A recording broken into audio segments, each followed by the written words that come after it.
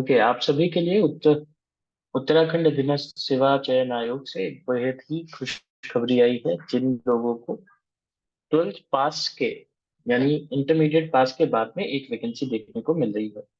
सबसे बड़ी बात, विज्ञापन जो है आपका 5 दिसंबर 2023 को आ चुका है और 11 दिसंबर से लोग इसको अप्लाई कर सकते हैं। लिखित परीक्षा जो होगी वो लगभग लगभग आपकी जनवरी 31 2024 में होगी।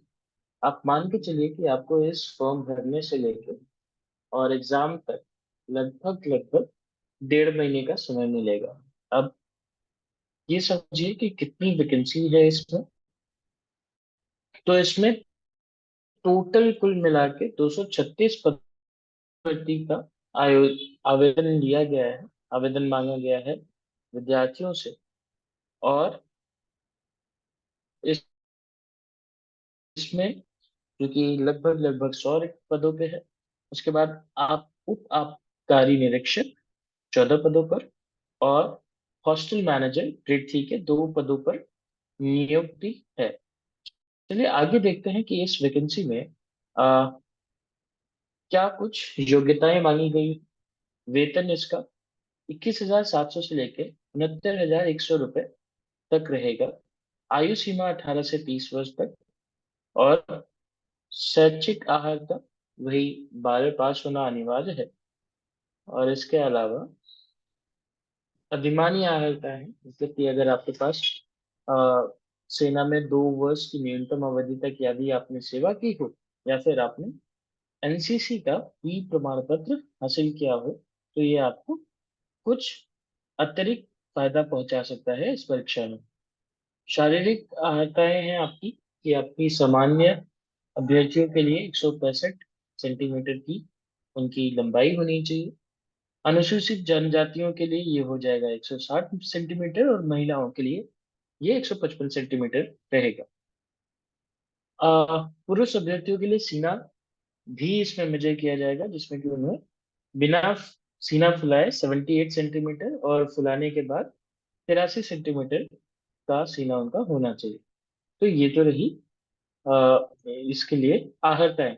अब शारीरिक दक्षता के लिए यहाँ पे दौड़ का भी आयोजन रहेगा जिसमें कि 1500 मीटर आपको 6 मिनट में करना पड़ेगा पुरुषों के लिए और महिलाओं के लिए 400 मीटर का दौड़ रहेगी जो कि उनको 1 मिनट 35 सेकंड में करनी पड़ेगी। चिनअप भी होगा जिसे आप करेंगे। और महिला अभ्यर्थियों के लिए रस्सी कूद होगा। पुरुषों को 6 बार चिनअप करना होगा, वहीं होगा। इसके लिए आहताएं हो गई वगैरह वगैरह। अब चलिए आगे देखते हैं कि इस वैकेंसी में आपको और क्या क्या चीजें चाहिए होंगी। ये कुछ और एक आहताएं हैं जो आप देख सकते हैं इस वीडियो में। कुछ अलग अलग पदों पे अलग अलग आहताएं हैं। शारीरिक वजन महिलाओं के लिए न्यूनतम फिक्स किया गया है जो कि 35। ठीक है, ये है उप आबकारी निरीक्षक। चलिए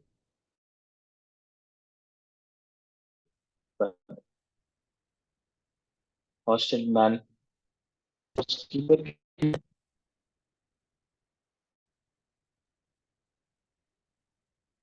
अब आयु यहाँ पे 18 से 30 वर्ष होनी चाहिए किसी भी आवेदक की। इससे ज्यादा या इससे कम के अभ्यर्थियों को इसमें नहीं शामिल किया जाएगा।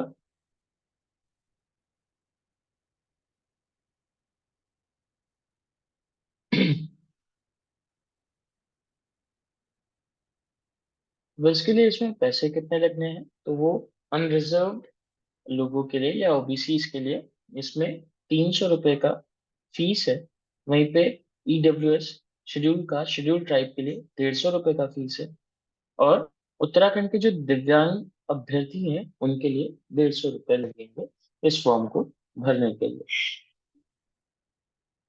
आगे इसमें और भी कई सारी इंफॉर्मेशन दी गई हैं जिसको आप पढ़ लीजिएगा। अब ये रहा इस भर्ती का सिलेबस। आप पाठ्यक्रम में देखेंगे तो सबसे पहले हिंदी। हिंदी का भी इसमें कई सारे अ, भाषा एवं साहित्य जो कि ज्यादा इम्पोर्टेंट रहेगा। साहित्य में भी कबीर, सूरदास, तुलसीदास।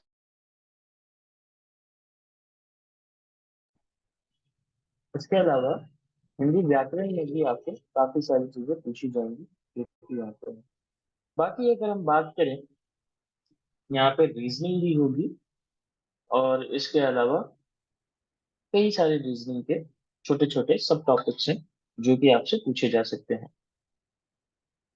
फंडामेंटल कंप्यूटर्स भी होगा। आपको कंप्यूटर की भी बेसिक जानकारी रखनी होगी जो कि यहाँ पे सिलेबस अवेलेबल है। रही बात इतिहास,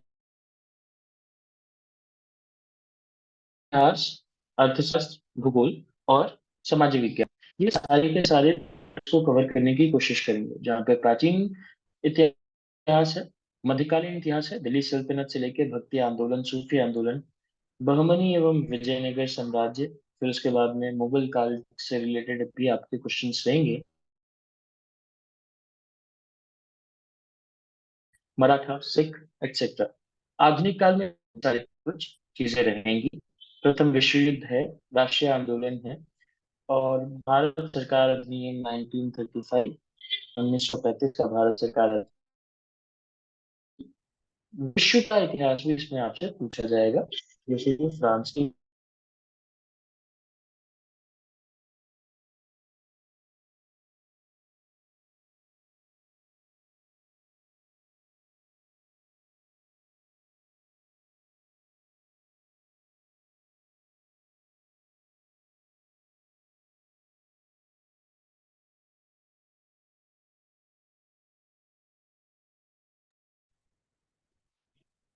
तो आप लोग इस चैनल रहेगा, आपको इन सभी इतिहास के और भूगोल के जितने भी टॉपिक हैं वो मैं कवर करा दूंगा। राजनीति विज्ञान से भी जो भी रिलेटेड चीजें हैं जैसे कि असहयोग आंदोलन और जितने भी यहाँ पे आपको भारत छोड़ो आंदोलन, भारत का विभाजन, गांधीज्म, ये सब कुछ इस चैनल पे आपको प्रोवाइड किया जाएगा।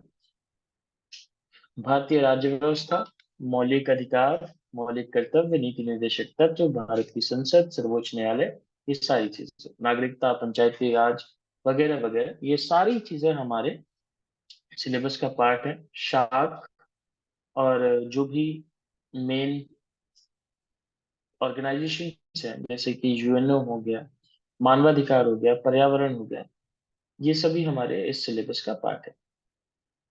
अर्थशास्त्र से भी पूछा जाएगा आपके क्वेश्चंस। गरीबी निवारण के लिए हमने क्या क्या किया, रोजगार सृजन कार्यक्रम कौन कौन से रहे हैं, विदेश से हमारी व्यापार नीति क्या रही है, ये सारी चीजें। और कुछ समसामयिक घटनाएं यानी करंट अफेयर्स भी आपके इस परीक्षा में आने वाला है।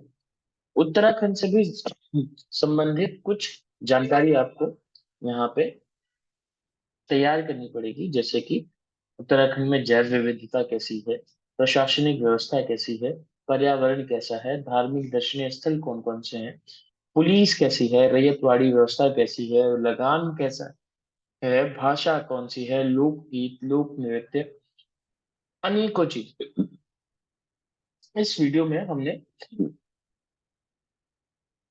इस भर्ती से रिलेटेड जो भी सिलेबस है, जो भी अहर्ताएं थी और कौन कौन इसको इस फॉर्म को भर सकता है, वो सारी चीजें डिस्कस की हैं। करिएगा कभी